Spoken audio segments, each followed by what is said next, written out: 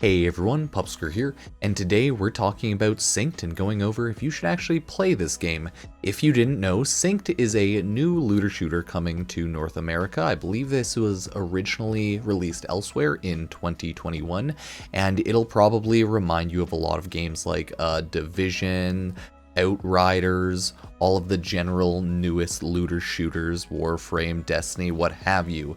And today we're going to, of course, see whether it's worth playing. I'll show you some loot action from the beta. It is an open beta on Steam, so I believe anyone can join right now on PC if you want to go take a look. So if this video does end up helping, or if you enjoy it, as always, like, subscribe, and check out all of my social medias, such as Twitch, where I stream on YouTube, and all the other stuff, it's all in the description, so thank you. Now, Synced is pretty much exactly what you expect out of it once you start watching like 5 minutes of gameplay, but it has a handful of quirks around it, such as you kind of have control of a Pokemon type character. You can summon up your Synced, I can't quite remember what it's called, but let's call it a companion. And there are a handful of companions to unlock, as well as a handful of main characters to unlock.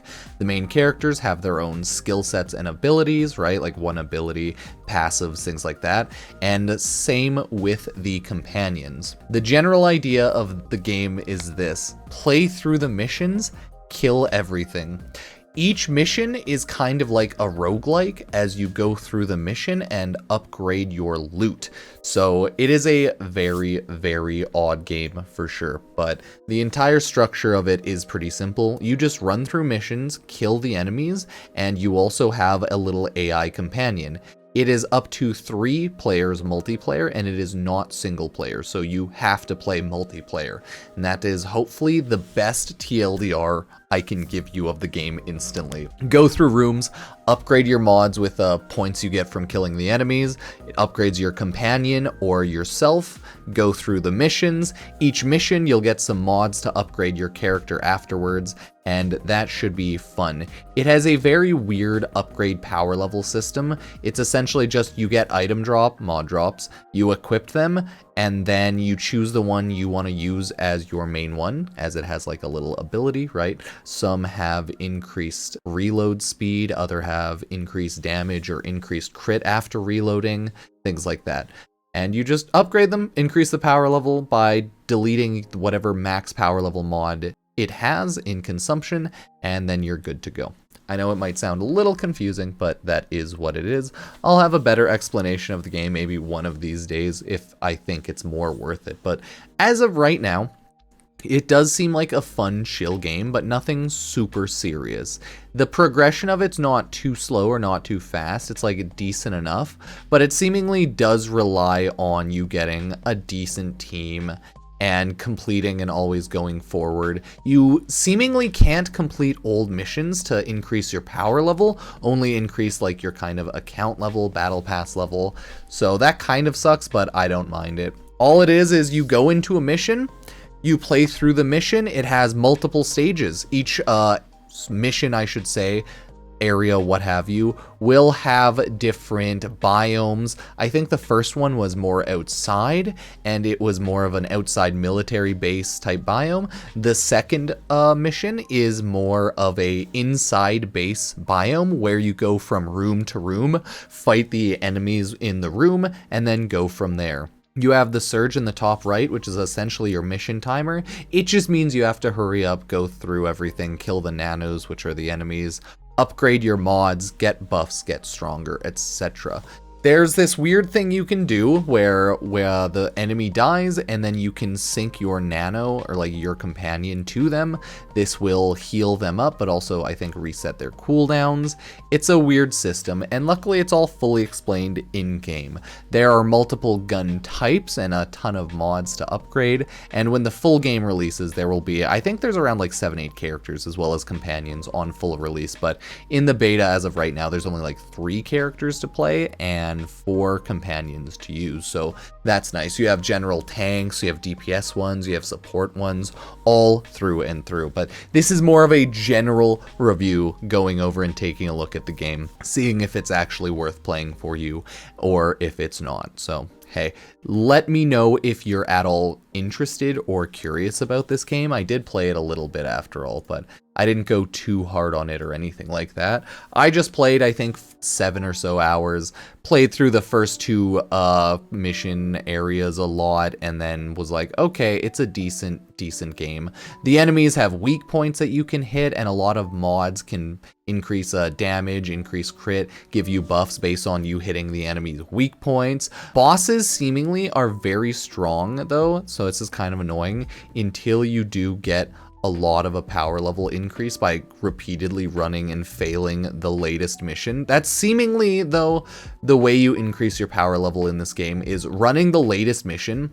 And if you have lower, weaker teammates, you'll fail it a ton trying to get stronger. And if you have higher level, stronger teammates, you'll breeze through it and get your power level increased so much just in one go. So the power level and balancing in this game kind of sucks in that regard. So not a huge fan of that.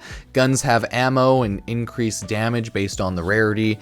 Tons of gun types like shotguns, SMGs, assault rifles, snipers. So they have like rare, epic, legendary, and common guns. So common doesn't have any sort of damage increase. Rare is a 5% damage increase. Epic is a 10%, and legendary is a 15% increase of damage. And I think those are like additive, right? They each stack up. But overall, it is a fun, decent game, but I don't think it's going to be the Warframe or Destiny killer, right? I don't think it's going to be the top new looter shooter out there, even if it is like an active developed type looter shooter. It's a fun, interesting, cool game, but it doesn't seemingly have the like replayability and stability that a lot of other games do have. You can't play it single player, which is actually kind of triggering, as this is seemingly a really fun game to play single player if you wanted to, and matchmaking can right now suck because it's just in beta, but that's its own real separate tiny issue, so it's not really a big problem on that.